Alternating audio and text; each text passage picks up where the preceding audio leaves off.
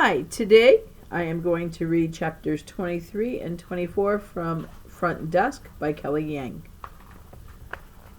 Chapter 23. Hank was waiting for me at the motel when I got back from school. "What are you doing home so early?" I asked him. Usually he didn't get home until well past 6. "The cops came around to the gas station. They started asking me questions, asking my employer," he said. "And?" I asked him. He stared into the tiny lines of the front desk wood. "And my boss freaked out and fired me." I felt the floor beneath me open up and swallow me whole. "What? But you didn't do anything wrong."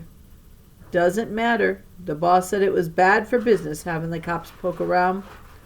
Hank pulled out a crumpled up $100 bill from his pocket and slid it across the desk. "This here's my last paycheck," he said. I looked at the bill on the table. "What are you going to do?"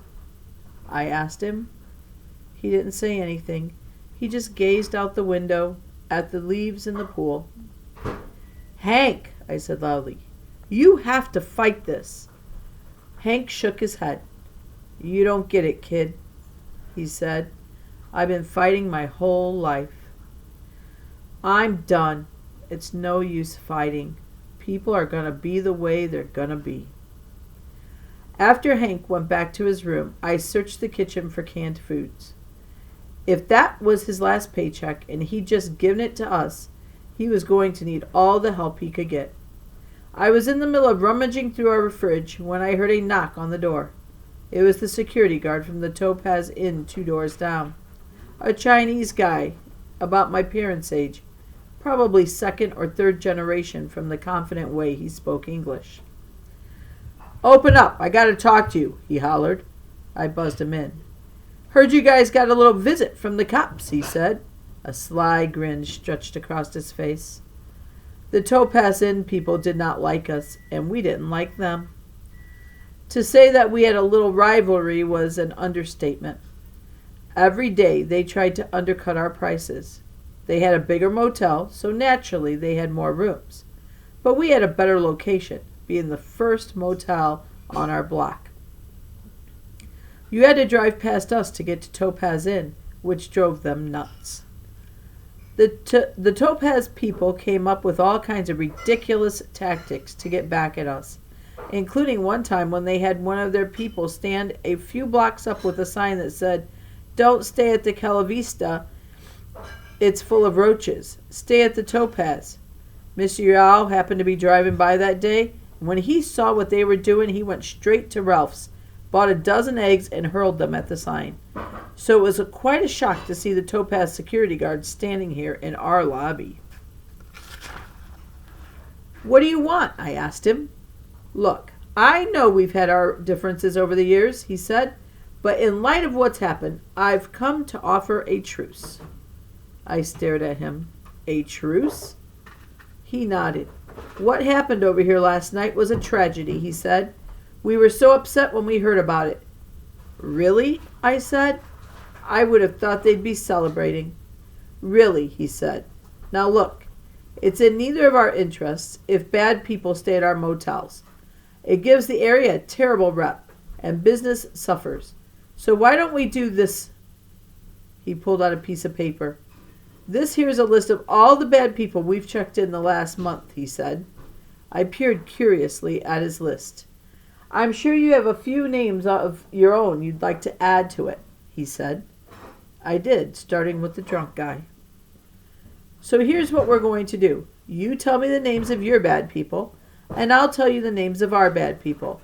I'm going to show the list to the Lagoon Motel people and the other stores on our street, so we're all in on it.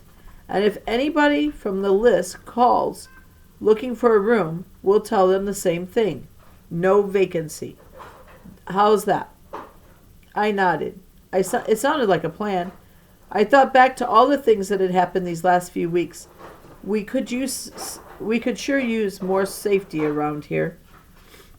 "All righty then," he said. He took out his pen, and I took out my dad's big ledger with all the customers' names and information. "Ready?" he asked.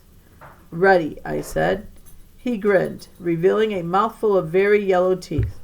Let's start with last month. Give me the names of all the black customers who have come through here in the last month, he said.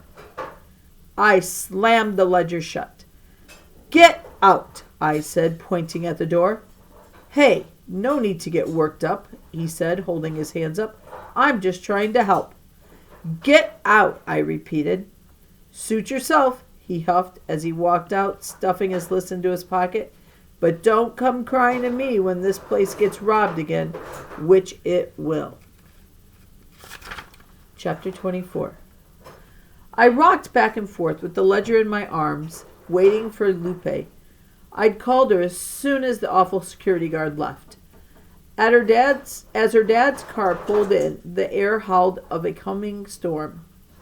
We have got to sneak over there and grab those lists, I said to Lupe. I couldn't wait to rip them to shreds. Lupe shook her head. She plopped down at the front desk. That won't do any good, she said. We'd get caught, and besides, the store probably already have copies. Lupe helped herself to a blank piece of white paper from the fax machine and started drawing with a pencil. Lupe was always drawing.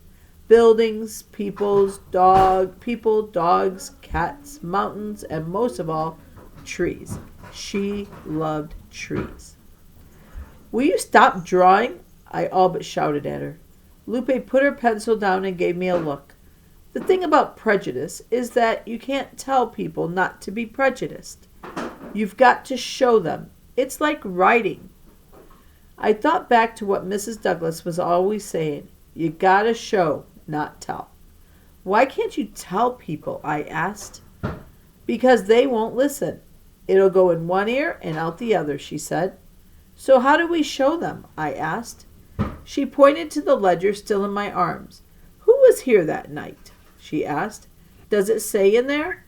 I opened up the ledger to the day that the car got stolen and ran my fingers down the list of customers. There were 5 customers who left in the middle of the night.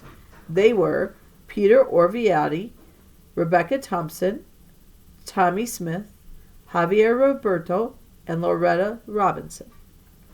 Next to their names, we'd copied down all their permanent address so that in case they left something, I could mail it back to them. The addresses sprawled as far south as San Diego and as far north as Sacramento. Have the police checked out these addresses yet? Lupe asked. I shook my head. To my knowledge, they didn't even have them. Well, what are you waiting for? Lupe asked.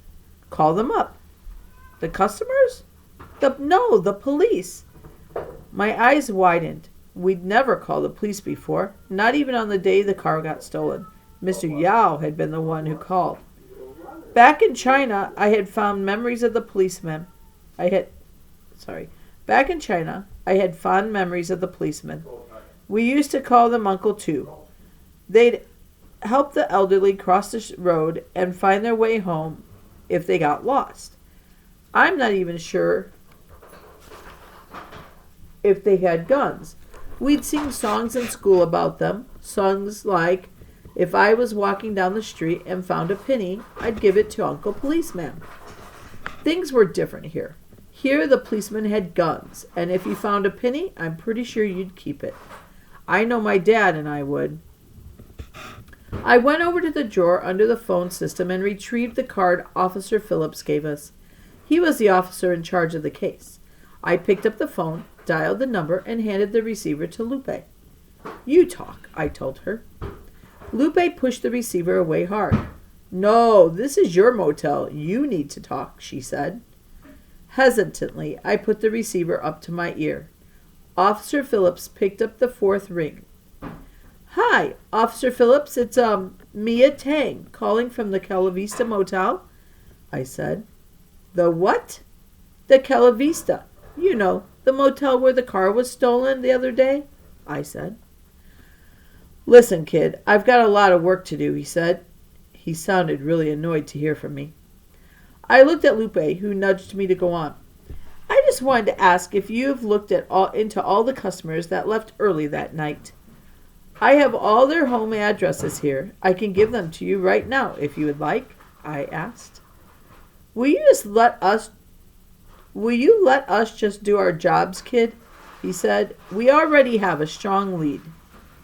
You mean Hank? I said. He didn't do it. How many times did I have to keep saying it? And by the way, did you know you guys got him fired from his job? He recently got fired from his job? Officer Phillips' voice perked up. That explains why he needed the money. No, you guys got him fired. His boss saw you guys asking him questions and fired him. I told him, now he doesn't have a job. There was silence on the other end. I looked over at Lupe. Well, that's unfortunate, Officer Phillips said, but I'm sure there was more to it than that. I shook my head into the phone. No, there wasn't. Look, I really have work to do, he said. So that's it then. You're just going to give up. You're not even going to look into the addresses, I asked him. We're not giving up. We just have more pressing cases to deal with at the moment involving armed robbery. And what about Mr. Lorenz? What's he supposed to do? Oh, he's fine. I talked to him the other day. Already filed the claim with his insurance. Gonna get his money in 30 days. The good thing about this case is nobody got hurt, said Officer Phillips. And with that, he hung up the phone. Yeah, nobody except Hank. I stared at the phone in my hand. I couldn't believe that Officer Phillips. We have to call his manager, I told Lupe. He must have a manager. Lupe shook her head. It doesn't sound like this is top priority for them. Well, it should be. You'd think. What should we do? I looked down at the list of addresses. We can't go to all these places by ourselves. Maybe the car will turn up, Lupe said. Maybe someone will see it and put it in a call. Maybe. And that's the end of chapters 23 and 24 in The Front Desk by Kelly Lang.